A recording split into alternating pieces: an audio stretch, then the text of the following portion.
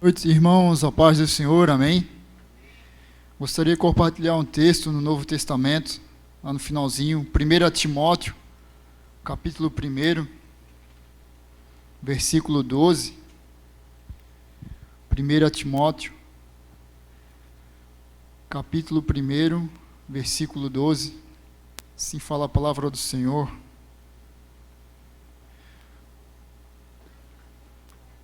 Sou grato com aquele que me fortaleceu em Cristo Jesus, nosso Senhor, que me concedeu forças e me considerou fiel, designando-me para o ministério. A mim, que em tempos passados fui blasfemo, perseguidor e insolente, contudo ele me concedeu a misericórdia, porquanto fiz o que fiz mediante a minha ignorância e incredulidade. 14. E a graça de nosso Senhor transbordou sobre mim, com a fé e o amor que há em Cristo Jesus. 15. Essa declaração é fiel e digna, plena de aceitação. Cristo Jesus veio ao mundo para salvar os pecadores, dos quais eu sou o pior. Amém? O apóstolo Paulo aqui escreve essa carta a Timóteo, e o versículo 15, ele se declara como um dos piores dos pecadores. Isso me ensina, irmãos, que quanto mais a gente conhece o Senhor, quanto mais a gente tem conhecimento de Cristo, da graça dele, a gente sabe quanto pequeno nós somos. A gente tem ideia, dimensão de quão falho a gente é perante a Deus. Domingo a igreja completou 22 anos de existência, e nessa semana eu estava refletindo sobre isso, e desses 22 anos, do qual eu participo 15, eu fiquei buscando na minha memória, assim, quando eu entrei na igreja, minha conversão, eu me converti aqui, e comecei a lembrar nos primeiros passos da caminhada, comecei a buscar os primeiros anos, lembrar quanto eu evoluí como cristão, e fiquei pensando nisso, e logo em seguida já veio à minha mente a pergunta, no meu coração, no meu pensamento, a pergunta certa a se fazer não é quanto eu evoluí como cristão, mas quanto eu preciso evoluir como cristão. E isso falou muito comigo, e a questão não é quanto eu evoluí, mas quanto eu preciso evoluir. Quanto eu deixei de evoluir nesse tempo. Quanto eu preciso me buscar e aprofundar mais. Então, eu fiquei refletindo sobre isso, porque na medida que a gente começa a conhecer o Senhor e buscar mais dele, a gente tem um entendimento da nossa pequenez. A gente começa a ter um entendimento que a gente precisa mais e mais do Senhor. Porque o Senhor é um oceano sem fim de conhecimentos. E a gente vê quão pequena a gente é. O apóstolo Paulo, quando escreve essa carta a Timóteo, ele já tinha cerca de 29 anos de cristão. E ele fala no versículo 15, essa declaração é fiel e digna pela aceitação de Cristo Jesus, que veio ao mundo para salvar os pecadores, dos quais eu sou o pior. Se o apóstolo Paulo, após cerca de 29 anos de cristão, de vida cristã, se considera um dos piores pecadores, eu fico imaginando eu, na minha pequenez. Então, irmãos, o que eu quero dizer com esse texto, que a gente tem que, diante do Senhor, conhecer o nosso tamanho e buscar conhecer mais dele. Porque, à medida que a gente conhece mais de Cristo, a gente sabe, reconhece mais as nossas falhas e reconhece que precisamos mais dele, cada vez mais. Possamos buscar o Senhor, que nosso entendimento possa crescer cada vez mais nele, que a gente diminua e ele cresça, como fala João Batista, para que o nome dele seja glorificado e adorado, amém? Vamos adorar o Senhor. Obrigado, Senhor, por mais esse momento, Pai, de comunhão na tua presença, Pai, por todos os irmãos aqui presentes, Pai, que possamos entoar um lindo louvor de todo o nosso coração a ti nessa noite, Pai. Usa-nos, ó Pai, como instrumento, Pai, para Te louvar, Te adorar de todo o nosso coração, Pai, que seja em espírito e em verdade, Pai. Que o Senhor venha se alegrar, Senhor, desses louvores entoados aqui, ó Pai. Que o Senhor venha ministrar no coração de cada palavra, a palavra de cada coração aqui, Senhor. Que o Senhor venha ministrar no coração de cada pessoa aqui, Pai. Que as pessoas possam se tocar pela Tua palavra, Senhor, e que possamos reconhecer a nossa falha e quanto precisamos de Ti, ó Deus. Senhor, que possamos, Pai, ter fome e sede de Ti e Te buscar cada dia mais, Pai. Que possamos evoluir cada dia mais em Ti, Senhor, como cristão, Pai. Para que possamos, Pai, fazer a Tua vontade, Pai. Para que possamos, Senhor, ter a aparência de Cristo, Senhor. Para que o Teu nome seja glorificado e adorado, Pai. Nos capacita, Senhor, a evoluir em Ti, buscar mais de Ti, Pai. Para que possamos fazer a Tua vontade, aquilo que o Senhor espera da vida de cada irmão. Em nome de Jesus. Amém.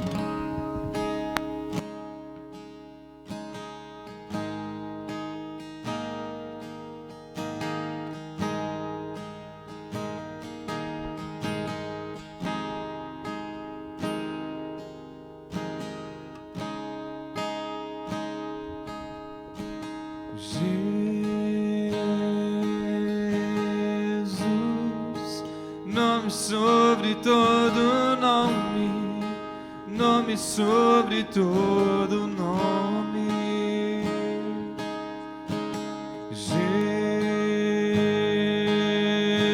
Jesus, nome sobre todo nome, nome sobre todo nome.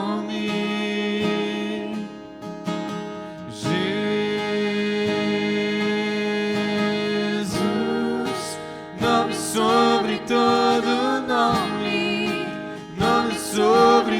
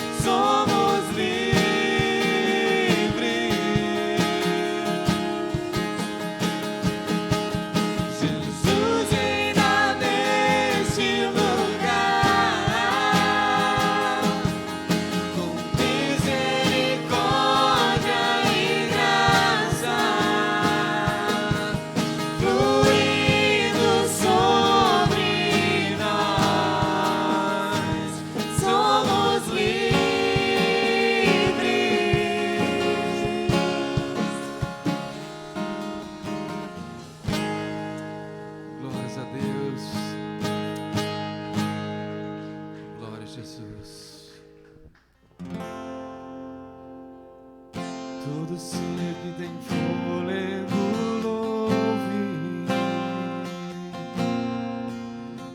Todo ser que tem fôlego louve ao Senhor.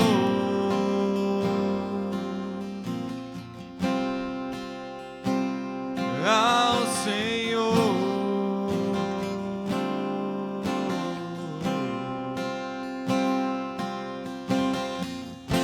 Começou ensinando, eu te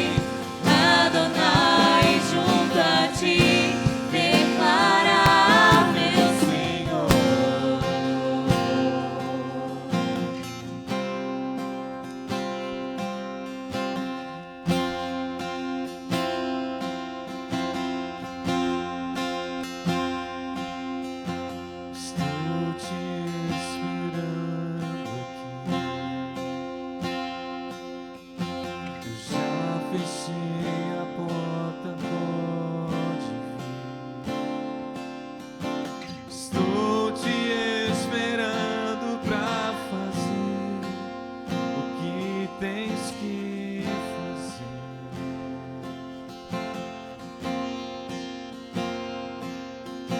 Meu coração aberto já está. Te peço, vem encher esse lugar. Te entrego tudo que eu tenho e sou, e também quem não sou.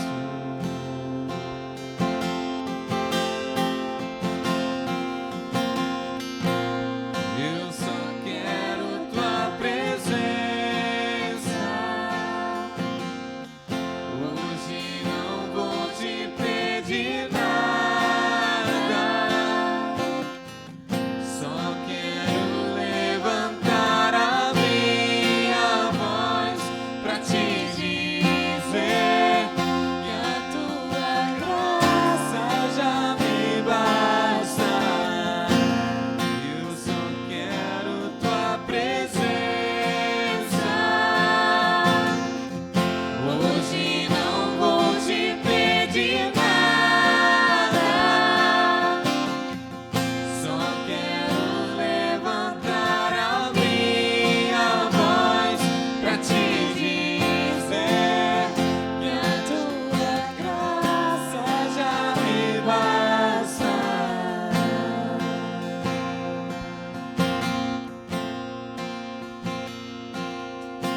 Estou te esperando aqui. Eu já fechei a porta, pode vir. Estou te esperando pra fazer o que tens que fazer.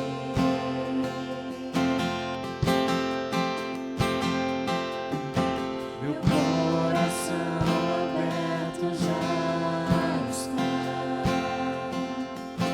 Te peço, vem encher esse lugar.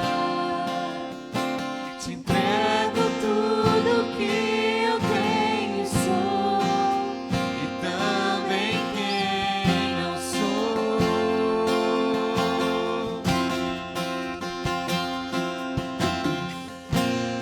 Eu só quero tua presença.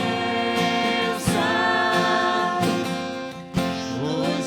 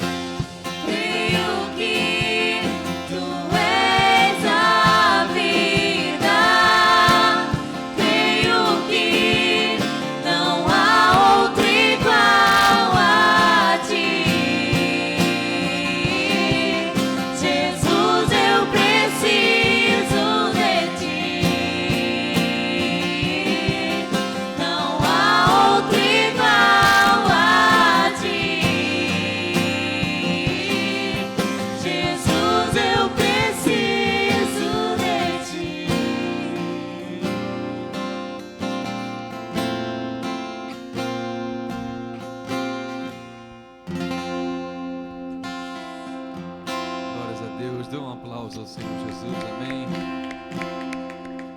Glórias ao Senhor, amém, querido. Você pode se assentar, você que tem sua oferta e o teu dízimo. Boa noite, igreja, a graça e a paz do Senhor Jesus Cristo.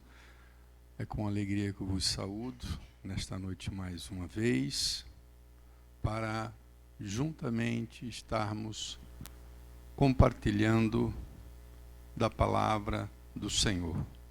Depois de termos louvado o nome do Senhor,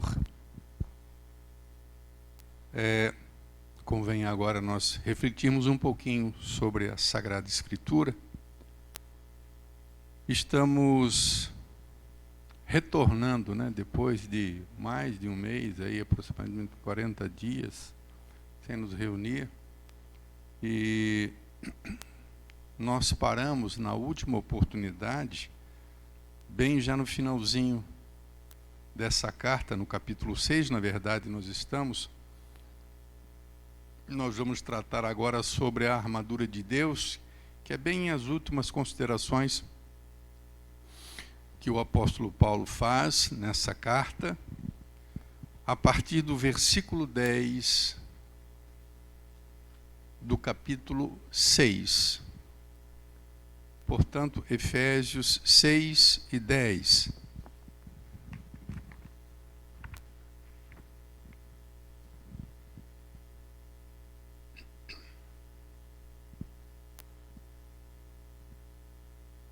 Efésios 6 e 10. Quanto ao mais, sede fortalecidos no Senhor e na força do seu poder. Revesti-vos de toda a armadura de Deus, para poderdes ficar firmes contra as ciladas do diabo. Porque a nossa luta não é contra o sangue e a carne. A nossa luta não se trava no terreno humano, pelo menos não deveria ser, né? Nós não temos que combater ou disputar com as pessoas. A nossa disputa, o nosso combate, a nossa luta é no mundo espiritual. A nossa luta não é contra a carne e o sangue, mas é contra os principados, as potestades, contra os dominadores deste mundo tenebroso, contra as forças espirituais do mal nas regiões celestes. Portanto, tomai toda a armadura de Deus, para que possais resistir no dia mau. O dia mau aqui é o dia em que o mundo espiritual ele investe contra a vida de alguém, né? Não precisa ser um dia, pode ser um tempo onde a gente esteja travando espiritualmente uma batalha. E batalhas espirituais, durante a nossa caminhada, nós teremos várias. Talvez, algumas vezes a gente não tome ciência, ou não discirna, né? Por isso é importante a gente saber que existe efetivamente principados, potestades, forças espirituais que intentam contra nós. Então, para tanto, nós temos que resistir, mas não resistir com as nossas próprias forças, porque certamente não haveremos de vencer. devemos vencer com a armadura de Deus que Ele nos concede. Estais, pois, firmes, diz assim o versículo 13, tomai toda a armadura de Deus para que possais resistir o dia mau. E depois de terdes vencido tudo, permanecer inabaláveis. Estai, portanto, firmes, cingindo-vos com a verdade. Cingir-se com a verdade é colocar o cinto da verdade, que era um instrumento de guerra de um soldado. O soldado, ele se cingia. E uma das funções do cinto, por exemplo, era para colocar a espada.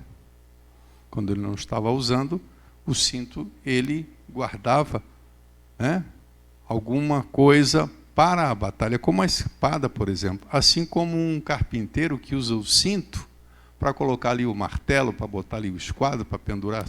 O cinto é nesse sentido, Estai, pois, firmes, cingindo-vos com a verdade.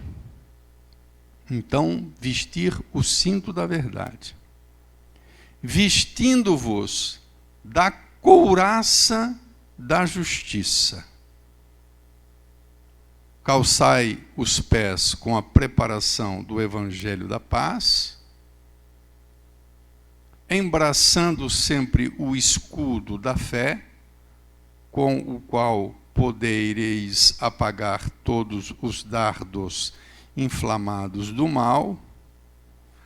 Tomai também o capacete da salvação e a espada do Espírito, que é a palavra de Deus. E depois ele continua com toda oração, súplica, orando em todo o tempo, E para isso vigiando com toda a perseverança e súplica por todos os santos. Mas nós não vamos chegar até aqui hoje. Eu gostaria de estar compartilhando com os irmãos aquilo que eu entendo sobre o que o Paulo fala quando ele diz que nós devemos nos cingir com a verdade. E se houver tempo, e creio que sim, também vestindo-nos com a couraça da justiça. Primeiramente, sobre o cinto da verdade, Paulo, ele manda que nós devemos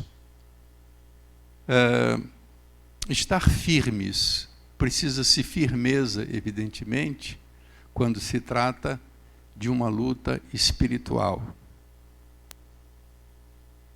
E alguém pode pensar assim, puxa, o que será que o pastor quer falar sobre luta espiritual, Na prática, como isso acontece. Nós vamos ver exatamente como acontece uma luta espiritual. E você talvez vá pensar, puxa, eu acho que já passei por muitas e eu nunca tinha visto sobre essa ótica, sempre achei que fosse uma coisa minha.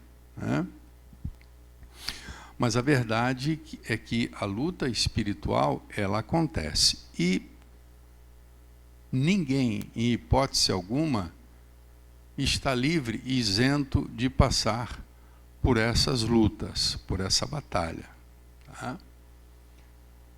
O cinto da verdade, quando ele fala sobre a verdade, alguém pode dizer o que ele está falando sobre, quando ele diz verdade, sobre o que ele fala. E a primeira coisa que nos vem à mente é sobre a necessidade de nós sermos autênticos, sermos verdadeiros e falarmos a verdade, não fazer uso da mentira. E essa consideração eu quero fazer no final, neste ponto. Mas, em primeiro lugar, quando ele fala sobre cinto da verdade, a verdade aqui é justamente tudo aquilo, ou envolve, essa verdade envolve tudo aquilo que nós cremos. A nossa fé Nós cremos no quê? Nós cremos na verdade, né? A palavra de Deus é a verdade. Então, a primeira coisa que nós temos que entender que quando Paulo fala sobre verdade, ele está falando sobre as nossas convicções, sobre a nossa fé naquilo que nós encontramos nas Sagradas Escrituras. Se nós cremos, evidentemente, e nos firmamos na palavra, seguramente isso será bom para nós. Jesus Cristo, quando ele ora ao Pai, e ele está a poucos instantes de ser preso na sua oração sacerdotal, ele faz menção à igreja ou aos discípulos, pedindo para que o Pai os santificasse na verdade. E ele diz: a tua palavra é a verdade. O Filho está pedindo ao Pai para que a igreja seja santificada na palavra, atrás da palavra, ou através da palavra. Em oposição à verdade, que é a palavra de Deus, em oposição a ela, sempre nós teremos o diabo. Por isso que Paulo está dizendo que a nossa luta é contra principados e potestades. Por quê? Porque a tentativa e a investida do mal sempre será no sentido de nós desacreditarmos da verdade e aceitarmos a mentira.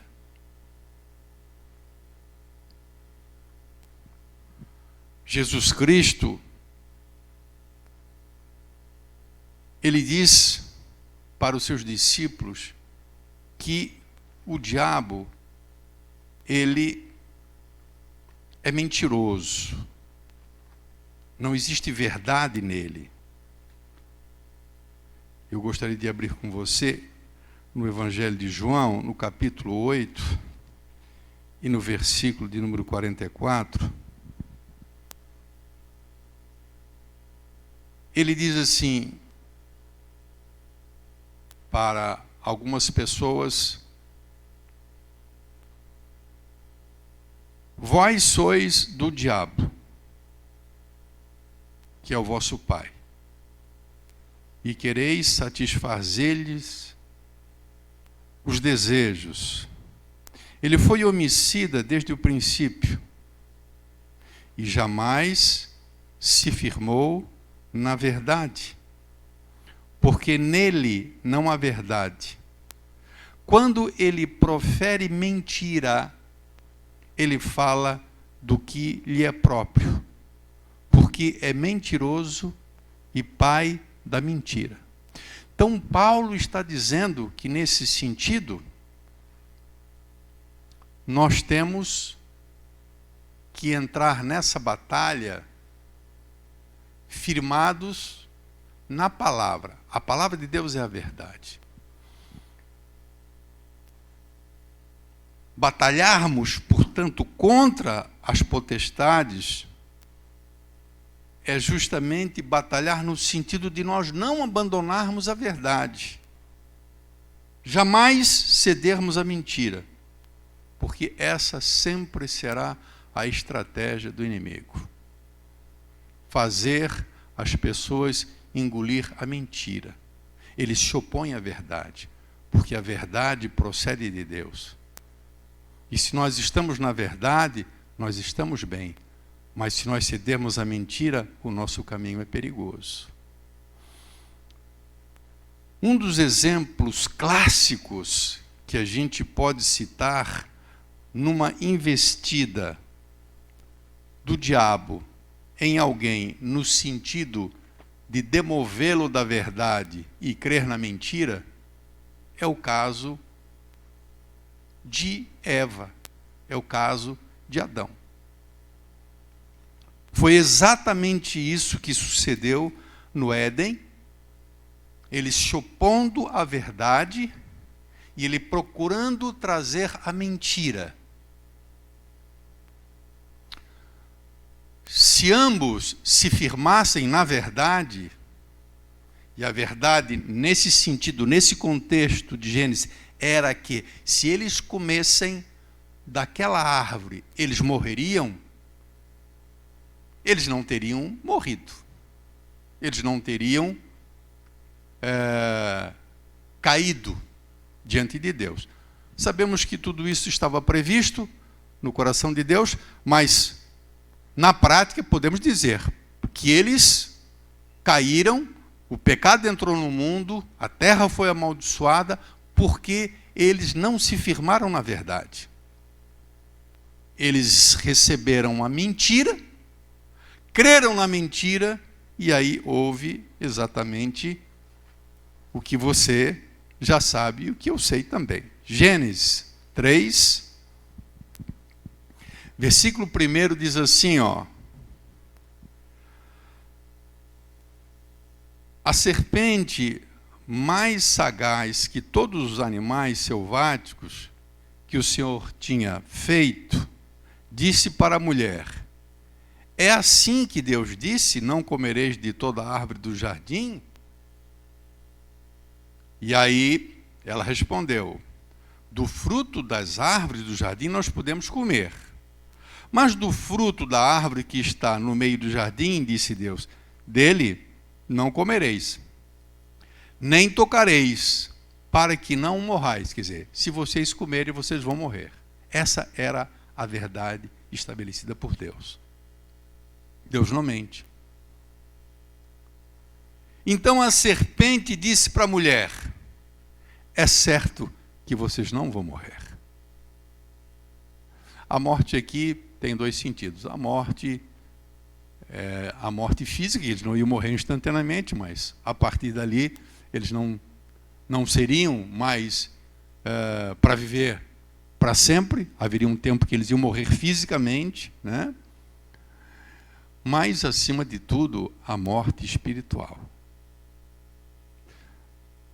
A morte espiritual envolve, evidentemente, a intromissão ou ingresso na natureza humana do pecado, que foi decorrência dessa desobediência de ambos, porque eles justamente não se firmaram, eles não se agarraram. Se firmar na verdade, então, para nós entendermos, seria assim: é como se ela dissesse: olha, diabo, desiste.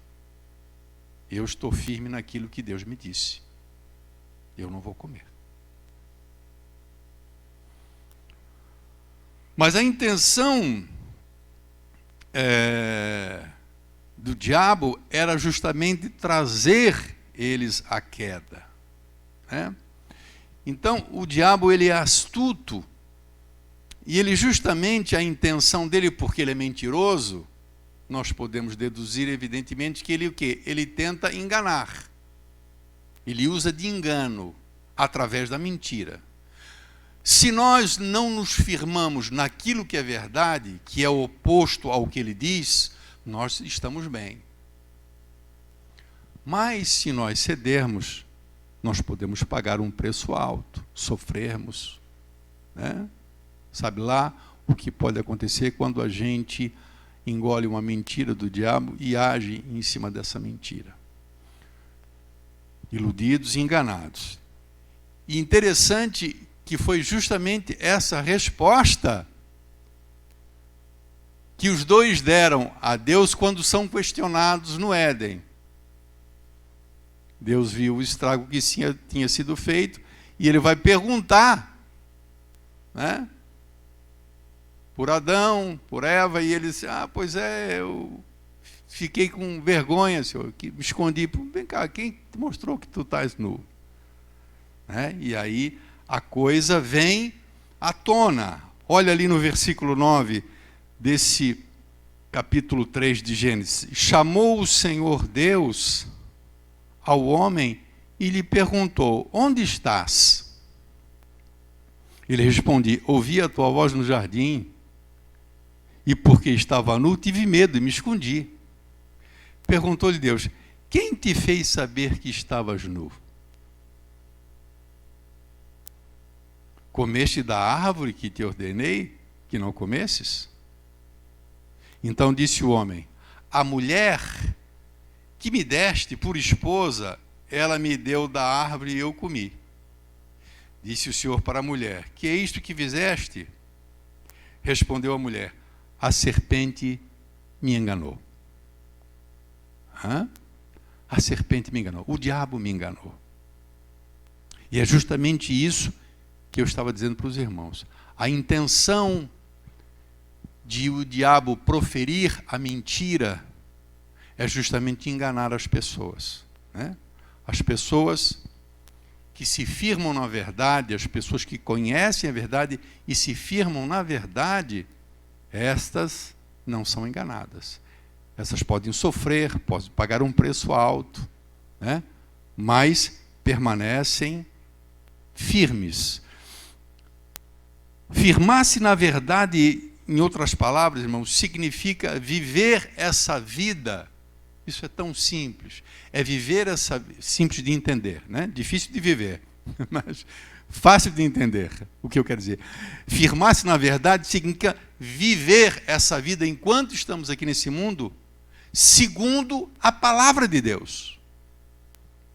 A verdade de Deus, ou a verdade, que é a palavra de Deus, ela diz respeito a muitas coisas. São muitos os aspectos da palavra de Deus. Então, firmar-se no cinto da verdade, né, significa firmar-se na palavra. Com que sentido, irmão? Justamente porque a palavra de Deus é o que Ele me recomenda, o que Ele me diz como eu devo viver. De tal maneira que se eu me firmo na palavra, eu vivo de acordo com a vontade e o querer de Deus. Mas quando eu sou iludido, enganado, e eu cedo a mentira, ou creio na mentira, eu posso então cair, né? E aí as consequências podem ser muitas, né? Mas não são boas, né? Não, é ruim quando a gente cai, né? E nós estamos sujeitos, todos nós estamos sujeitos a quedas. Mas é uma coisa muito triste quando alguém cai, né? A sensação não é agradável. Quando a gente percebe que foi enredado, que a gente foi engodado, né? Então, se nós pudéssemos assim fazer uma historinha, né? Então é como se Deus dissesse assim para alguém, ou como se o diabo dissesse assim: ô fulano, você tem essa atitude. Por que você tem essa atitude? Por que você age dessa forma? Isso é porque eu creio na palavra de Deus. O que a palavra de Deus diz? Ah, a palavra de Deus diz assim, assim, assim, assim. Nada, rapaz. Não é nada disso. É diferente isso aí. Isso aí você acha que é assim. Isso não é, né? Então, essa batalha, por isso que é uma batalha espiritual no mundo espiritual. E ela se trava aqui, né? Quantas pessoas, e eu não vou julgar aqui, não é o mérito, não vou entrar no mérito se a pessoa é convertida ou não, mas quantas pessoas elas retornam, elas recuam, depois sofrem, porque dizem assim: eu achei que era assim, mas alguém me disse que não é assim, não é nada disso, isso é história de igreja, isso é história de pastor, essas coisas, né? E desacredita, não se firma na palavra e toma um caminho tenebroso. Então, acima de tudo, firmar-se na verdade é firmar-se na palavra de Deus e viver a palavra de Deus. Na nossa convenção, na nossa declaração de fé, né, no que diz respeito à palavra de Deus, nós temos vários aspectos dentro da nossa confissão de fé, né? Tanto os batistas brasileiros como os batistas nacionais. E acredito que nas grandes denominações, pelo menos as históricas, né, a questão da profissão de fé, no que diz respeito à Bíblia, a Sagrada Escritura.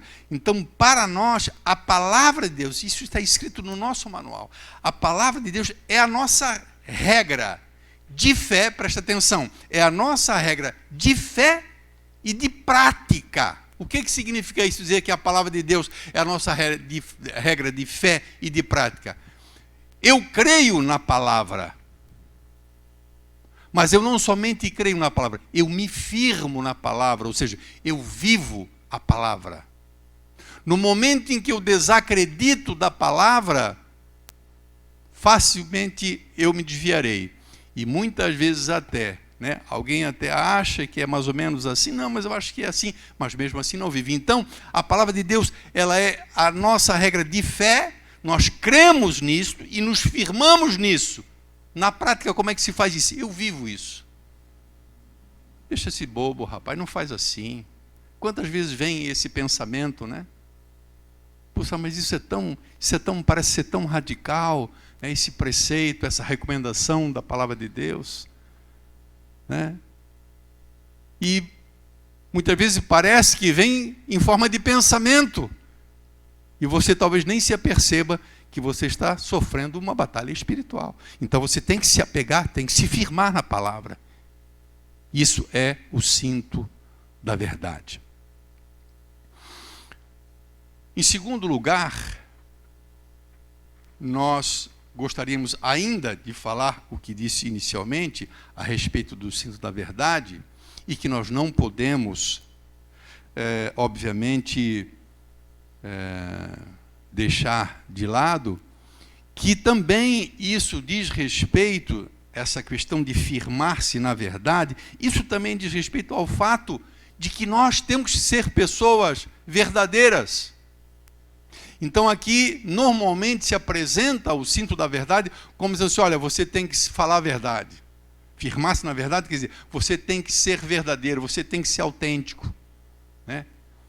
A sua palavra tem que ser sim, sim, não, não. Tem que, né, ser justo naquilo que você fala, né? Devemos ser verdadeiros, né? Não agindo com engano, com falsidade. E, de certa forma, isso está embutido nessa primeira consideração, porque isso é parte de viver a palavra. Ser verdadeiro, falar a verdade, não mentir, isso é um dos aspectos de estar firme na verdade. Então, claro, que não poderíamos deixar também de falar sobre esse aspecto que a palavra de Deus requer de nós. Diferentemente de alguém, como aquela geração de Jesus, que falava, mas não vivia, e eram falsos. Jesus combatia com aquela geração justamente por falta de veracidade, eles usavam de engano, eles eram hipócritas, eles não eram verdadeiros como Jesus, né? Nós não devemos fazer uso jamais da mentira. É verdade que, dependendo da situação, muitas vezes a gente, né, acha que aquilo é até uma mentirinha, né? Muitas vezes é assim que acontece a mentira. É uma mentirinha comercial, né? É uma mentirinha para não desagradar. Mas, a rigor, devemos ser verdadeiros. O próprio apóstolo Paulo, ele, nesta carta aos Efésios, no capítulo 4, nós vimos, né, que isso é uma coisa que ele recomenda à igreja. Capítulo 4, versículo 25, ele diz assim, portanto, deixando a mentira, fale cada um a verdade com o próximo, porque somos membros um dos outros. E eu acho que isso é válido, e eu acho que não existe maior facilidade para o inimigo acusar alguém que é mentiroso e que quer aparentar, de repente, mostrar uma imagem de cristão, de verdadeiro, de santo, né? Como facilmente é atacado essa pessoa pelo inimigo, e com razão. Você é uma pessoa que fala isso, mas você é um mentiroso. Porque você Você tem que entender que o diabo, ele é o pai da mentira, mas muitas vezes nós vamos ver um segundo aspecto, depois que nós olharmos a coraça da justiça, muitas coisas que ele fala a nosso respeito são verdadeiras. Não significa que tudo o que ele fala é mentira. Especialmente quando ele nos acusa em um aspecto, nós vamos ver, ele não está mentindo. Então, firmar-se na verdade, especialmente para quem se considera um homem de Deus, uma mulher de Deus, né? Ser verdadeiro, ser autêntico, não usar de engano, isso é fundamental. Né? Então, nesse sentido, sim. A Bíblia, ela diz em Apocalipse, no capítulo 22, Apocalipse, capítulo 22, bem no finalzinho dessa carta, desse livro, Apocalipse 22, e versículo de número 15, diz assim no versículo 14, bem-aventurado aqueles que lavaram as suas vestiduras no sangue do Cordeiro, para que lhes assista o direito à árvore da vida, para que tenham direito à árvore da vida, e entrem na cidade pelas portas. Fora vão ficar os cães, os feiticeiros, os impuros, os assassinos, os idólatras e todo aquele que ama e pratica a mentira. Né? Então, se existe uma característica do povo de Deus para evitar muita acusação, é que sejamos verdadeiros e que falemos a verdade. Né? Em segundo lugar, Paulo está falando, depois de ter falado sobre o cinto da verdade, ele vai falar sobre a couraça da justiça. Né? A couraça da justiça. E tudo isso, irmãos, é dentro da batalha espiritual que eu estou falando. Né? Essa coisa de tentar abandonar a verdade e optar pela mentira, é uma batalha que se trava, né? Como também o diabo não somente ele é enganador, não somente ele mente, né? Mas ele também é acusador. Eu falei há pouco agora para você. Né? Ele é acusador. Pelo menos a Bíblia diz que ele é acusador. O perfil dele é de acusação. A gente se lembra de Jó, e Deus vai se gabar de Jó, Deus vai falar, olha, você viu meu servo, e aí o diabo já acusa. Mas ele é assim por isso. Isso é uma... E eu quero dizer para você que não é só aqui que nós vemos essa característica dele de acusador. Então ele é enganador, ele é tentador, né? Tenta enganar e levar a pessoa a crer na mentira, muitas vezes, mas ele também é acusador. Apocalipse, capítulo de número 12 e versículo de número 10. Apocalipse 12 e verso 10.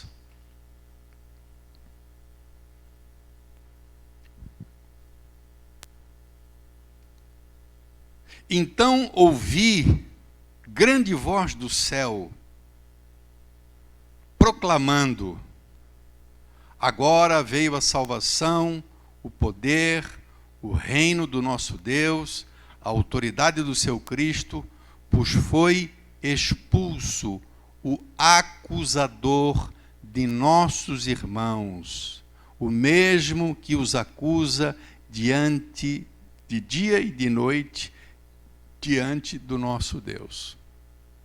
Interessante que é uma característica trazida na Bíblia, né, essa atividade de acusar.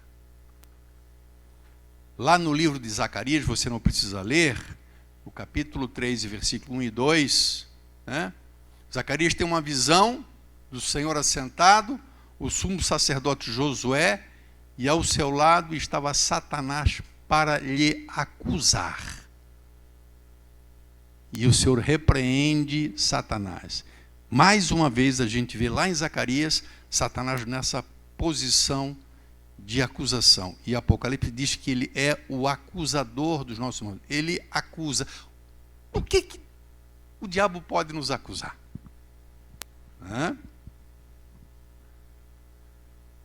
Interessante que o diabo, ele é tentador, ele induz a pessoa ao erro, e depois que a pessoa erra, ele também acusa. Do que pode nos acusar? Ou do que ele nos acusa? Amados, ele diante de Deus, evidentemente nesse sentido, ele não pode, porque ele conhece o que Cristo fez na cruz por nós. Mas ele pode acusar alguém exatamente no momento em que alguém peca, especialmente quando alguém peca gravemente. Nós estamos sujeitos a cair em algum momento, né? É uma triste realidade, mas é a realidade. Nós podemos. Nós vemos pecado no meio da igreja, nós vemos pecado no meio das pessoas, nós vemos pecado em lideranças de renome, muitas vezes até a nível mundial. E as pessoas caem, e estão sujeitos, depois se arrependem e voltam, né?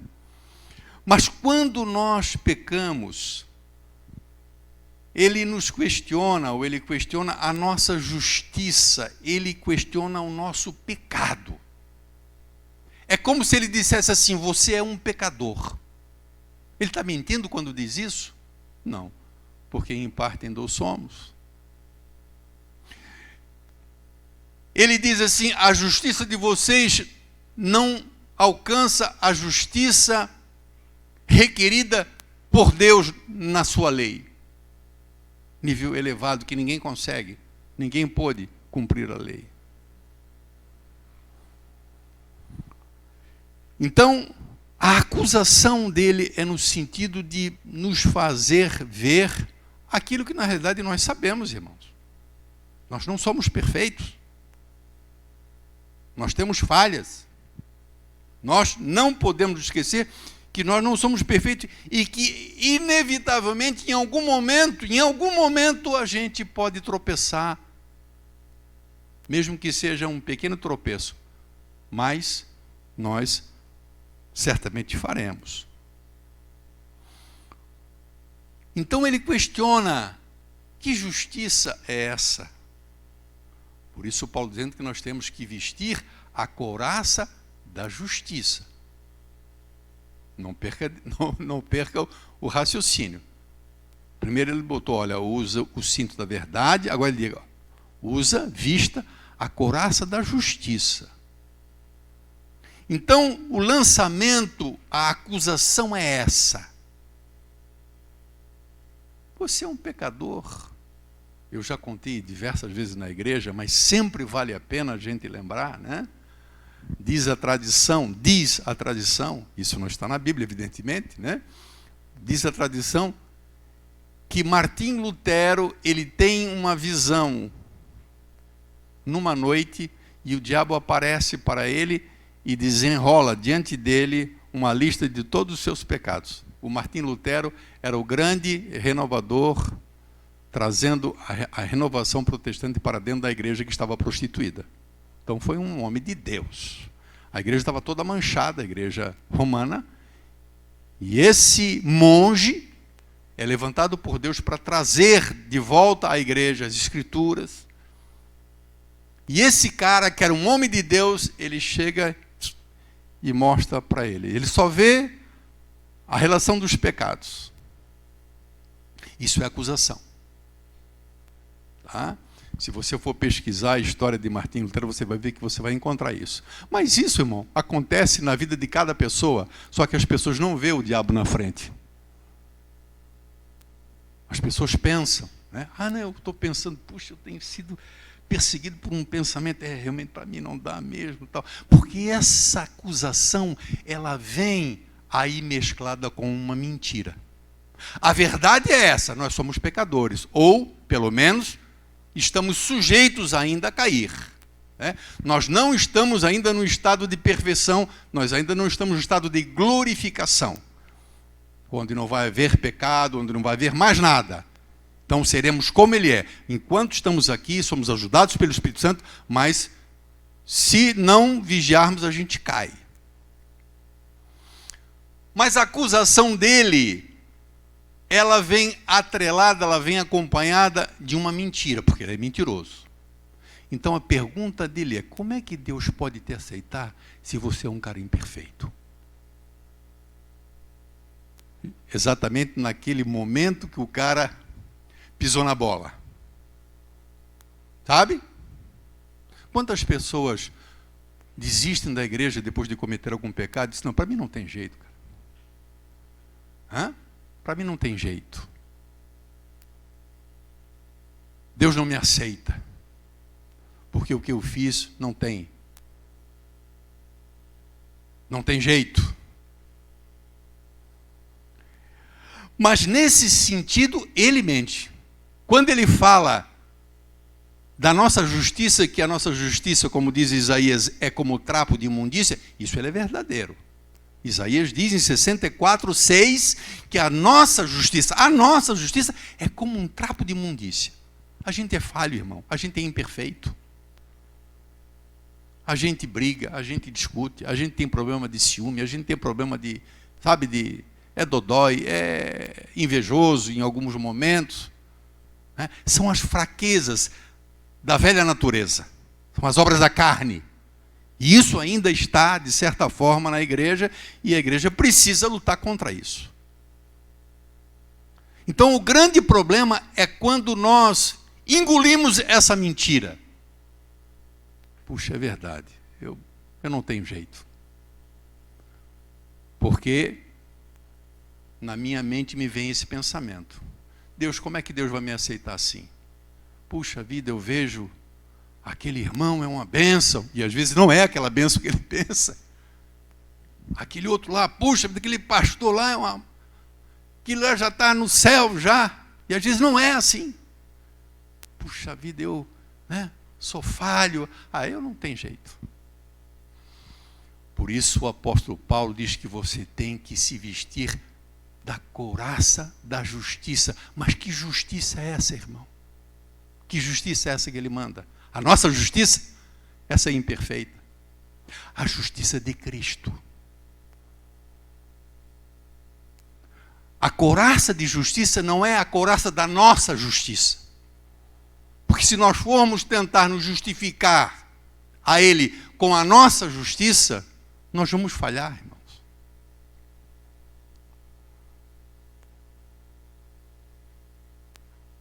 Cristo cumpriu, preste bastante atenção, isso é uma coisa tão básica quando se trata da doutrina da justificação. E muitas pessoas, justamente eu creio, principalmente onde não se ensina muito, onde se traz muita mensagem, especialmente ou unicamente mensagem avivalista, e você não traz ensino, e as pessoas podem muitas vezes incorrer nesse erro, de cair nessa artimanha, nessa batalha espiritual, que a gente tem que contar, amado, não com a nossa justiça. A nossa resposta é a resposta de Martim Lutero. Martim Lutero cometeu pecado, certamente todo mundo comete. Mas o que ele disse? Diabo, os meus pecados são muitos, eu sou imperfeito, mas Cristo não cometeu nenhum pecado, ele cumpriu totalmente a lei, ele é justo, e a justiça dele foi imputada em mim, e o meu pecado foi imputado nele. Isso é vestir a couraça da justiça. Então o diabo pode dizer para você o que ele quiser. Você é pecador? Sou. Você é falho? Claro que sou. Mas então Deus... Não, Deus me recebe, Deus me aceita.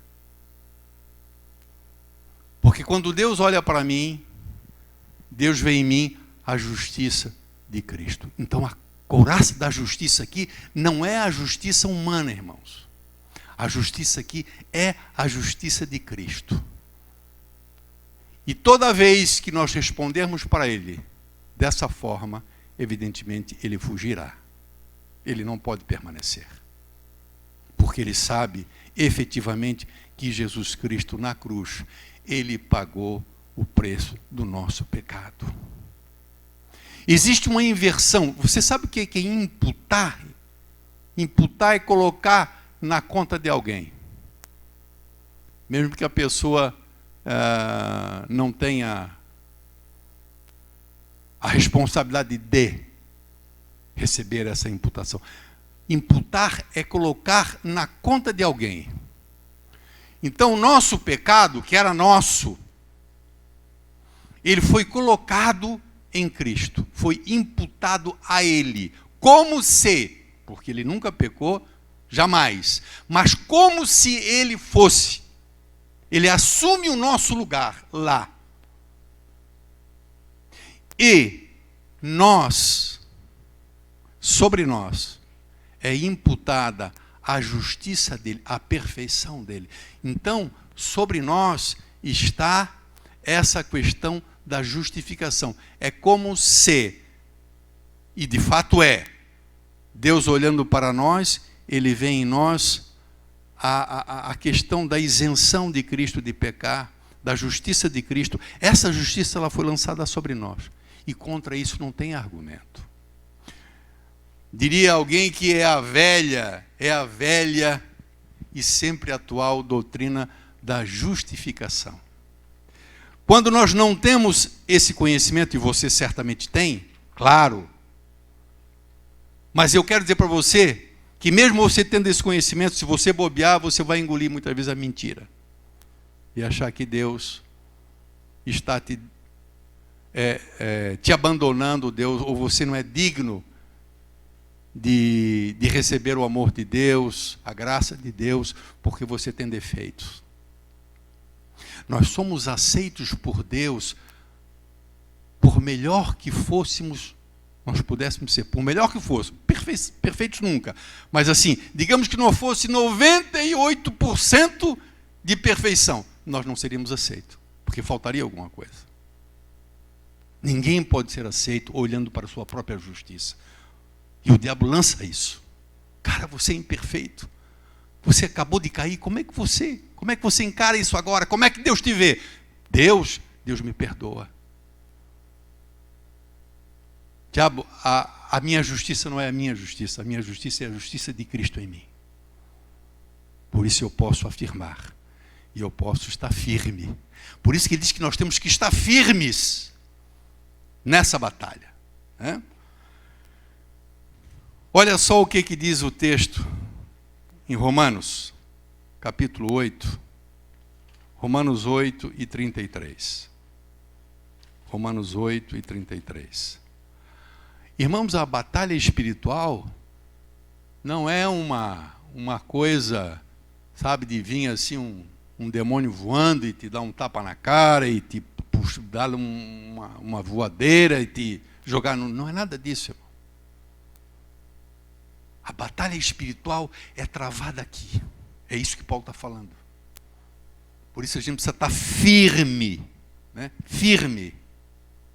Romanos capítulo 8 e versículo de número 33. Olha só, irmão. Quem poderá nos acusar? Ou quem intentará acusação contra os eleitos de Deus? Qualquer pessoa que olhe para um de nós e veja em nós um pecado, uma falha, um erro, ele pode nos acusar. Não, ninguém pode nos acusar. Por quê, irmãos? Nós somos perfeitos? Não somos. E como é que ninguém pode acusar? Porque Deus nos justifica através do sangue de Jesus Cristo, através da justiça de Cristo. Então, ser justificado, isso nós já ensinamos na igreja alguns anos atrás, a doutrina da justificação. Né? Justificar significa declarar inocente. Então, na época quando nós demos esse estudo sobre justificação na igreja, nós citamos muitos casos onde tinha o juiz, e o juiz declarava culpado aquele que era culpado, e condenava o culpado, e justificava o inocente. O que é justificar? É dizer, esse cara é inocente.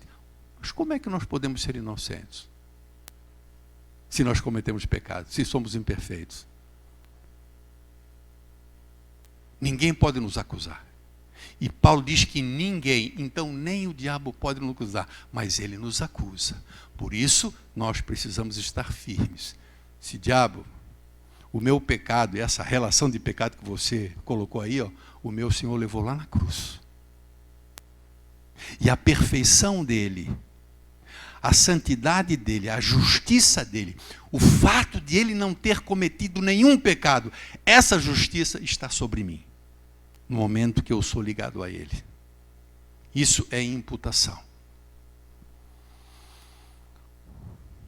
Por outro lado, evidentemente, para finalizar, dentro desse assunto da justiça, né, você talvez poderá um dia ouvir que essa coraça da justiça diz respeito à nossa própria justiça. A Bíblia diz que a nossa própria justiça é trapo de imundícia. Mas isso não significa, irmãos, que eu posso, muito embora, por ter sido justificado por Deus, e pelo fato da justiça de Cristo ter sido imputada em mim, isso não significa que eu possa viver de qualquer maneira. Assim como eu devo ser verdadeiro e falar a verdade, no primeiro caso, quando se tratava do cinto da verdade, na coraça da justiça, também Deus requer de nós um viver justo, claro, diferente do mundo. Deus não requer de nós, porque jamais isso sucederá, uma perfeição como a perfeição de Cristo. Uma justiça como a justiça de Cristo. Mas Deus quer que sejamos diferentes do mundo, né? Somos ajudados pelo Espírito Santo que habita em nós e que nos capacita a que nós venhamos a produzir frutos, fruto do Espírito. Digamos assim, nem tanto a terra e nem tanto ao mar. Jamais seremos perfeitos enquanto estamos nesse mundo. Porque a Bíblia diz, amado, que Ele, Deus, iniciou em nós uma boa obra. E Ele mesmo, essa boa obra que Ele iniciou é quando nós nos convertemos, ou quando Ele nos converte, quando nós aceitamos a Cristo. Ali é o início dessa obra. Mas a Bíblia diz que Ele mesmo aperfeiçoará. Ou seja, significa que nós estamos sendo aperfeiçoados. Estamos longe da perfeição. Paulo diz, eu não alcancei ainda. Ele estava prestes a deixar esse mundo. Ele disse, eu não alcancei a perfeição. Né? Aquela perfeição requerida que só Cristo pôde satisfazer. E essa justiça veio sobre mim. Mas isso não significa que eu vou viver de qualquer maneira. Cristo morreu pelos meus pecados. A minha justiça é a justiça de Cristo. Então, posso viver de qualquer maneira? Absolutamente. Um viver justo, um viver digno, ele se dá no sentido de evidenciar a obra que Ele está fazendo em nós. Então, claro, se nós roubávamos, não roubamos mais. Se mentíamos, não mentimos mais. Eu diria que a injustiça e o pecado deve ser na nossa vida a exceção. Mas em algum momento vai acontecer, no sentido que nós não podemos achar que nós somos perfeitos. Jamais. Jamais poderemos contar com a nossa justiça. Mas isso não significa que vamos viver de uma maneira injusta. Que o nosso viver seja marcado pelo pecado, pela injustiça. Que seja a exceção. Amém, amados? Vamos ficar por aqui hoje, tá? Vamos ficar de pé.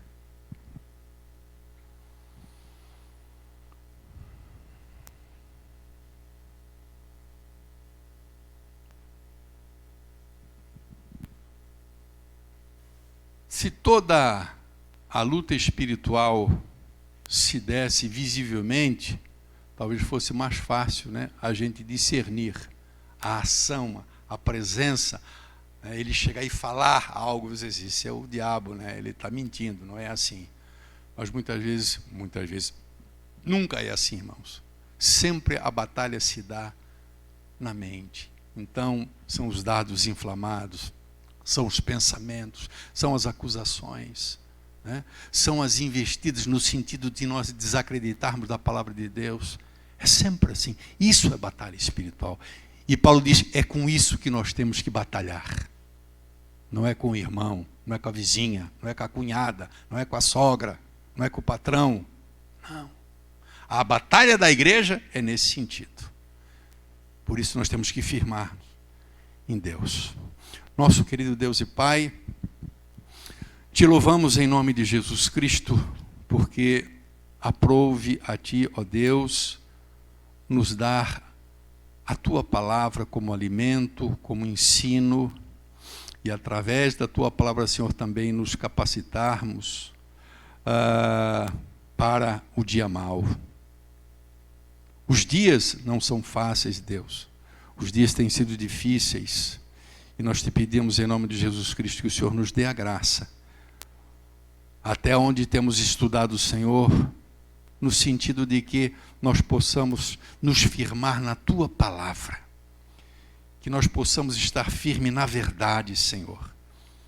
Que o Senhor nos dê a capacidade de vivermos a Tua verdade, de vivermos a Tua palavra e não somente crermos nela ou conhecê-la porque lemos, porque decoramos, mas que seja uma realidade em nossa vida, Pai. Que o Senhor nos dê graça para que a gente não venha, em hipótese alguma, abrir mão da Tua palavra e trocar pela mentira desse mundo. Em nome de Jesus Cristo, Senhor, nós queremos Te louvar, porque o Senhor nos dá paz ao coração. No momento em que a gente sabe, tem a consciência que somos falhos, que não somos perfeitos, mas o nosso Senhor é perfeito, é justo, é santo.